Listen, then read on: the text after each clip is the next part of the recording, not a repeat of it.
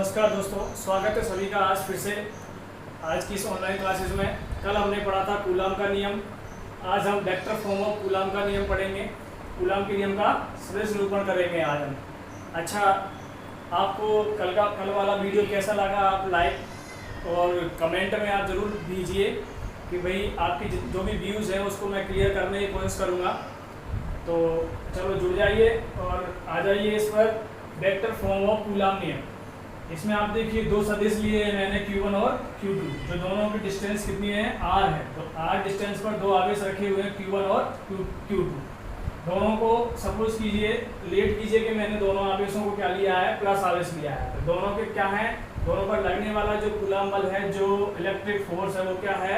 Reflection force है, प्रतिकर्षण का बल लगेगा। तो देखिए, इसके कारण इस पर लगने वाला जो बल है वो इस डायरेक्शन में, और इसके कारण इस पर लगने वाला जो बल है वो इस डायरेक्शन में। दोनों की डायरेक्शन कैसी रहेगी? जस्ट अपोजिट रहेगी। तो देखिए, अच्छा, इस फोर्स का नाम क्या होगा? तो देखिए, यहाँ इसके पास में किसकी बात कर रहे हैं हम? Q2 पर, ऑन Q2 फ्रॉम Q1। तो Q2 पर किसके कारण? Q1 के कारण। तो नाम क्या हो जाएगा इसका? F21।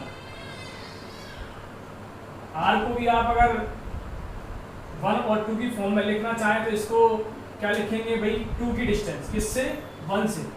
तो 2 की डिस्टेंस फ्रॉम 1 से क्या हो जाएगा इसका? अभी R21। मैं इसको थोड़ा सा यहाँ एक बार लिख देता हूँ, क्योंकि बच्चे सबसे ज़्यादा कंफ्यूज यही होते हैं। हर बार क्या होता है, कई बार 1 2 2 1 इस तरह से कंफ्यूजन रहता है। तो मैं इसको क्लियर कर देता हूँ। अभी देखें, 2 दैट मीन्स ऑन, और ये जो 1 है, ये 1 क्या है? वाई के द्वारा। किस पर? यानी Q2 पर। किसके कारण? Q1 के कारण। यहाँ R21 लिखा है, तो 2, ये तो हो गया 2। Q2 जो आवेश है उसकी किससे डिस्टेंस? 1 से। तो 1 क्या हो जाएगा? ये 2 और ये 1 क्या हो जाएगा? फ्रॉम से।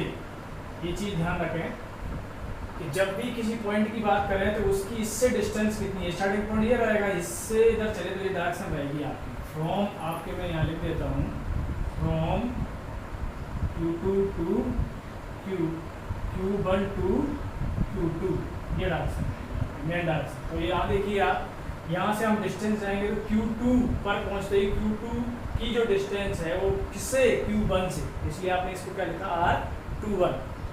इसको क्या लिखा? F21। इसका क्या नाम हुआ? तो देखिए, इधर है फोर्स चार्ज ऑन, यानी Q1 पर। तो Q1 पर 1 पहले आएगा, किसके कारण? 2 के कारण। तो इसका नाम क्या जाएगा? F12। चलो, in for example in exercise आप इसको यहाँ इस तरह से समझ सकते हैं कि मान लीजिए ये 3 बिंदु आवेश है।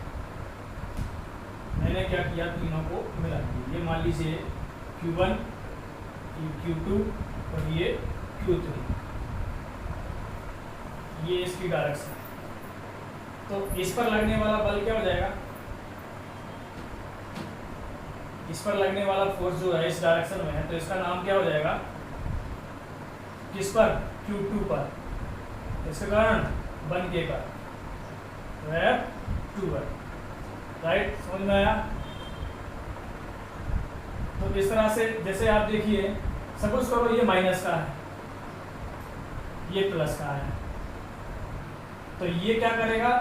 Q1 को आकर्षित करेगा, खींचेगा, अपनी ओर खींचेगा। तो इसका बताइए, इस पर लगने वाला फोर्स क्या हो जाएगा? किस पर लग रहा है? Q3 लगा रहा है। किस पर? Q1 पर। तो नाम क्या हो जाएगा? F1 from 3। क्लियर? तो जब भी हम किसी स्केलर फॉर्म को वेक्टर फॉर्म में चेंज करना चाहते हैं तो हम इकाई सदिश से, एकांक सदिश से गुणा करते हैं। यूनिट वेक्टर से क्या कर देते हैं? गुणा कर देते हैं, मल्टीप्लाई कर देते हैं। इस तरह से आइए, पहले F21 की बात कर लेते हैं। F21 vector is equal to 1/4 pi epsilon naught Q1 Q2 upon R square, R square. अभी ठीक है, इसको जब हम इकाई सदिश से गुणा करेंगे तो आर कैप। अब किस पर क्या निकाल रहे हैं हम, 2 1, तो यहाँ क्या आ जाएगा आर 2 1, यहाँ क्या आ जाएगा आर 2 1।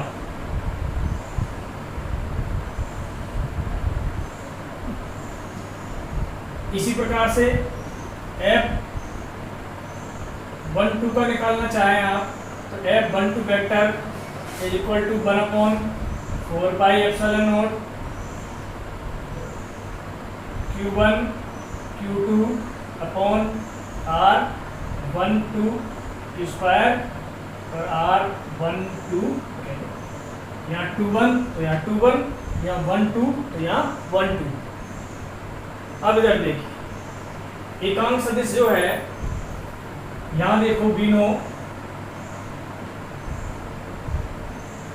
कि R21 जो इकाई सदिश है is not equal to R12, क्योंकि एक इस डायरेक्शन में है और एक इस डायरेक्शन में है, दोनों कभी एक दूसरे के इक्वल नहीं हो सकते, इकाई सदिश है। तो डायरेक्शन वेक्टर जब समान होंगे, सदिश समान होंगे, तब जब दिशाएं समान होंगी। तो इस तरह से अगर इन दोनों को इक्वल करना है तो क्या करेंगे, एक की डायरेक्शन को क्या कर देते हैं हम, जस्ट अपोजिट। जब इसकी डायरेक्शन को अपोजिट कर देंगे तो ये दोनों क्या हो जाएंगे, सेम। इसका मतलब R21 is equal to minus R12। हमने क्या किया, डायरेक्शन को चेंज कर दिया, तो ये माइनस चिन्ह क्या दर्शाता है, विपरीत दिशा को दर्शाता है। समझ में आया? तो इस तरह से दोनों को अब यहाँ देखिए, तो F21 और F12 दोनों की बात कर रहे हैं तो दोनों इक्वल हैं, क्योंकि यहाँ से यहाँ तक देखिए ये सभी क्वांटिटी क्या है, दोनों में इक्वल है। ये क्वांटिटी क्या है, दोनों में इक्वल है। तो किसका डिफरेंट है, ओनली माइनस चार्ज का। तो F12 is equal to F minus F21।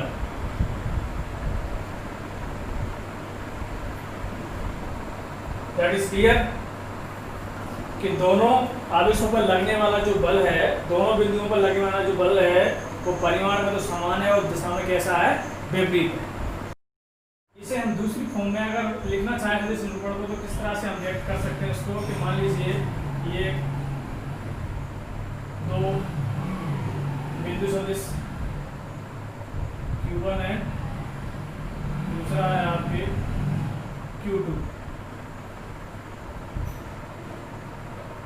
Origin point से इसका जो स्थिति सदिश है वो है R1 और इसका स्थिति सदिश जो है वो है R2 है। इसकी डायरेक्शन ओरिजिन पॉइंट से लेते हैं, ये रहेगी। तो इसकी डायरेक्शन Q1 से क्या लिया हमने, Q2। इस पर लगने वाला, सपोज कीजिए दोनों क्या है, पॉजिटिव चार्ज है, इसके कारण इस पर लगने वाला बल इस डायरेक्शन में, इसके कारण इस पर लगने वाला बल इस डायरेक्शन में, इसका नाम क्या, अभी जस्ट बताइए, F21। अभी सीखा हमने, इस पर लगने वाला बल F12। जो स्थिति सदिश है, दोनों के बीच के मध्य की जो डिस्टेंस है उसके लिए आपको क्या लेना पड़ेगा, जैसे 1 से 2, तो R किसकी डिस्टेंस, 2 की, किससे, फ्रॉम 1 से, क्या हो जाएगा R21। अब यहाँ देखिए, इसमें आप क्या लगा सकते हैं, त्रिभुज का नियम लगा सकते हैं। सदिश संयोजन का त्रिभुज का नियम लगाएंगे तो क्या होगा, R1 plus R21 is equal to opposite direction R2। तो क्या होगा, सदिश संयोजन के त्रिभुज नियम से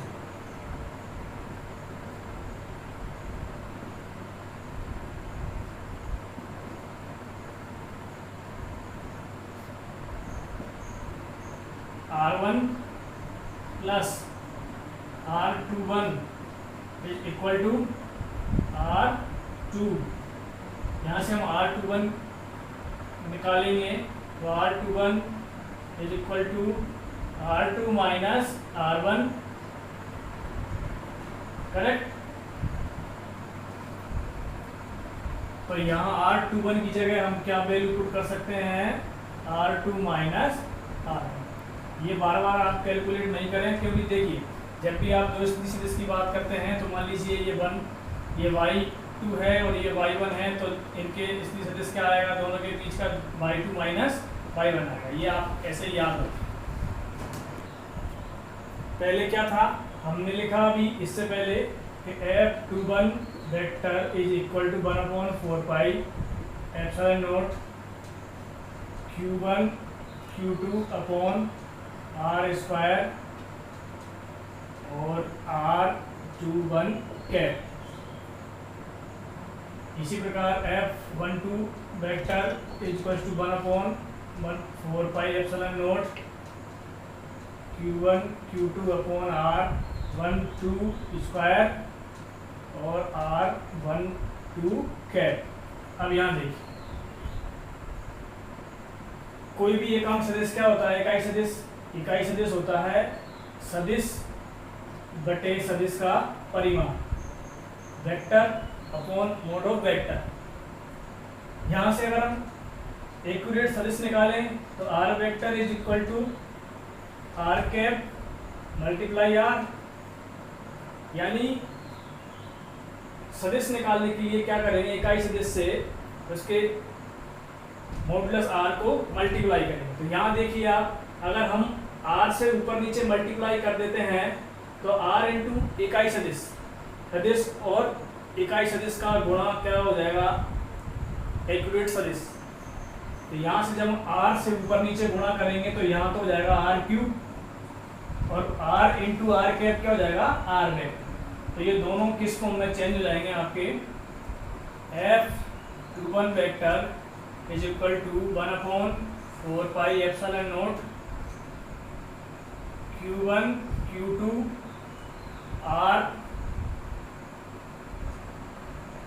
R21 vector upon R21 cube. एक R स्क्वायर पहले से ही है, एक R इसका आया, R से जब हमने ऊपर नीचे इसको मल्टीप्लाई किया तो जहां R21 की वैल्यू क्या रख सकते हैं, R2 माइनस R1। तो ये एक बार फिर से लिख दीजिए आप इसको, 4 पाई epsilon naught Q1 Q2 upon R2 minus R1, वैसे भी मॉडुलस में है कि पावर 3 R21 वेक्टर। सेम आपके F21 क्या हो जाएगा, F12 vector is equal to 1/4 pi epsilon naught Q1 Q2 upon R1 minus R2 cube और R12 वेक्टर। तो ये कंप्लीटली वेक्टर फॉर्म में हो जाएगा। ये दूसरा फॉर्म है। तो ये तो हुआ कूलॉम नियम का सदिश निरूपण। इससे रिलेटेड कुछ क्वेश्चन भी है। क्वेश्चन क्या है, दो प्रोटॉन कितनी दूरी पर रखे जाएं कि उनके मध्य स्थिर विद्युत बल इलेक्ट्रॉन के भार के बराबर हो। क्या है, दो प्रोटॉन, दोनों पर क्या सेम आवेश। तो Q1 is equal to Q2 कितना, प्लस का 6.1 इंटू 10⁻⁻, क्या सॉरी 1.6 इंटू 10⁻⁻⁻⁹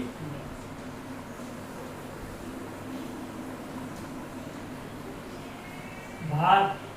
अच्छा, स्थिर विद्युत बल इलेक्ट्रॉन के भार के बराबर। तो F बराबर क्या, mg, द्रव्यमान किसका, इलेक्ट्रॉन का। कितना होता है 9.1 इंटू 10⁻⁻31 और g कितना होता है 9.8 न्यूटन। क्या फाइंड करना है हमें, R।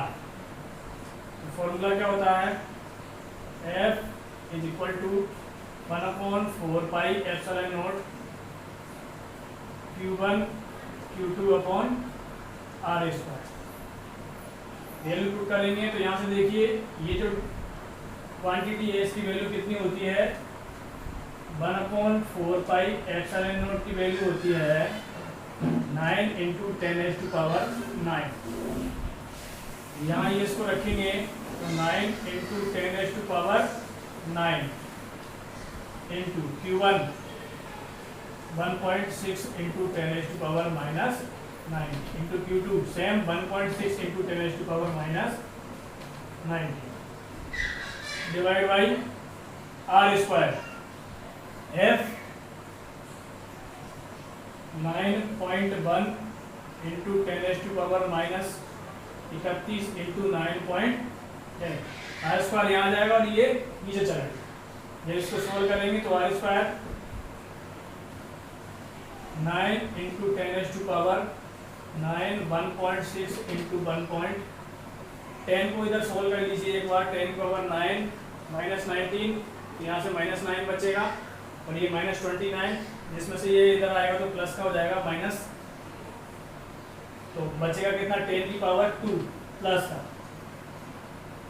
क्वांटिटी कितनी हो जाएगी तो ये 9 इंटू 1.6 इंटू 1.6 और डिवाइड में कितना 9.1 इंटू 9.8। जब इसको कैलकुलेट करेंगे तो ये कितना आएगा स्क्वायर रूट लेने पर 5.08 समथिंग कितना 5.1 मीटर।